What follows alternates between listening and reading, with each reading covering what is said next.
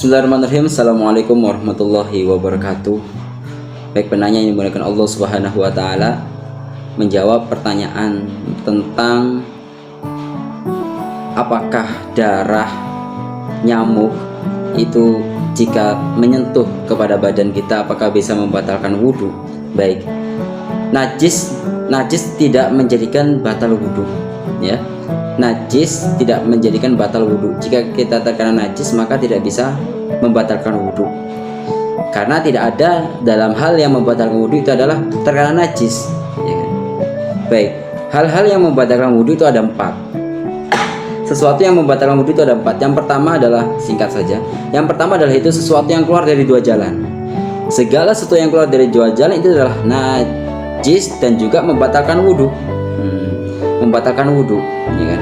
Mohon maaf, apakah itu buang air kencing atau buang air besar, maka itu batal wudhunya, ya.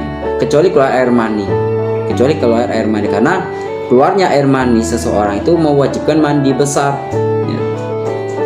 Mewajibkan mandi besar, bukan mewajibkan seseorang untuk wudhu. Baik, adapun yang kedua adalah yaitu tidur atau hilang akal. Hilang akal apakah karena sebab tidur, ayanan, atau pingsan? Nah ini, ya, tidur bedakan antara tidur dan juga ngantuk. Kalau ngantuk itu dia memang nggak sadar tapi masih dengar sekelilingnya, ya, walaupun dia nggak ngerti apa yang didengar itu apa, itu ngantuk. Tapi kalau tidur walaupun sebentar, ya kan, walaupun sebentar dia tidak mendengar sesuatu yang ada di sekelilingnya, itu tidur, ya kan, itu, ya. Kecuali tidurnya seseorang yang menetapkan tempat duduknya atau pantatnya itu di tanah, itu maka itu nggak batal. Misal contoh orang lagi duduk kayak sholat gitu kan, duduk bersila, nah itu tidak batal. Walaupun dia tidur sambil duduk seperti itu, maka itu tidak batal, ya.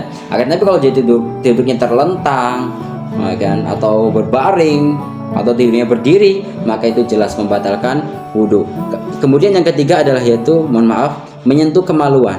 Nah, menyentuh kemaluan adalah membatalkan wudhu. Adapun tangan yang dipakai untuk menyentuh yang membatalkan wudhu adalah yaitu tangan yang bagian ini, butunul asobe, yaitu bagian dalam. Adapun kalau tangan yang kita sentuhkan adalah di belakangnya, telapak tangannya, misal mohon maaf kita sentuhkan ke kemaluan dengan seperti ini, maka ini tidak batal, ya, seperti itu, ya, tidak batal. Tapi kalau kita menyentuh dengan cara seperti ini, menyentuh kemaluan dengan cara seperti ini, maka itu batal, ya, seperti itu. Adapun mohon maaf, kemaluan yang membatalkan wudhu ketika disentuh adalah yaitu, mohon maaf, yaitu kalau bagi laki-laki adalah itu batang kemaluannya saja. Adapun selebihnya daripada itu tidak batal wudhu kalau kita sentuh, ya, cukup seperti itu, ya. Sama perempuan juga sama, yaitu di wilayah kemaluan perempuannya saja, dan selebihnya daripada itu kalau kita menyentuh pakai tangan kita maka tidak batal, ya, seperti itu. Itu yang ketiga. Kemudian yang keempat adalah yaitu bersentuhan kulit dengan kulit dengan 5 syarat, ya. Yang keempat adalah bersentuhan kulit dengan 5 syarat. Syarat yang pertama adalah yaitu laki-laki perempuan, jelas laki-laki perempuan. Kalau laki-laki sama laki-laki ya fans aja, ya kan, nggak batal. Atau perempuan dengan perempuan, ya kan. Kemudian yang kedua adalah tidak ada penghalang, ya. Tidak ada penghalang, ya, artinya ketemu dengan langsung seperti ini kan gitu. Tapi kalau misal dihalangin kertas gitu kan, kertas seperti ini, ya kan, atau kain, ya kan, nempel seperti ini, maka itu tidak batal, ya. Kemudian syarat yang ketiga adalah yaitu bukan mahram, ya, bukan mahram artinya wanita orang lain kan gitu. Dan istri juga termasuk wanita orang lain kan gitu. Kenapa? Karena istri adalah orang yang boleh kita nikahi kan gitu, ya kan. Mahram itu apa ya? Diantaranya ibu, kakak kandung, adik kandung, ponakan, ya kan, bibi, itu mahram, ya. Maka ketika kita bersentuhan pun ya tidak batal wudhunya, ya. Kemudian selanjutnya adalah yang keberapa tadi?